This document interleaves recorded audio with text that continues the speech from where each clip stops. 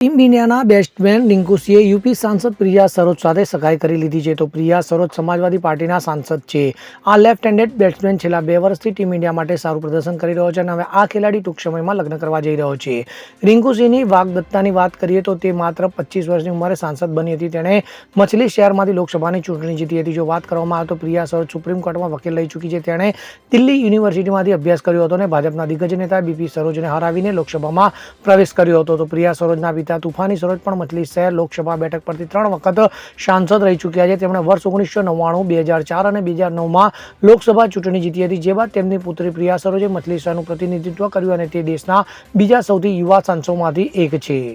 Bureau report, CN24 news. હવે જુઓ દેશ દુનિયાની તમામ ખબરો તમારી આંગળીના ટેરવે.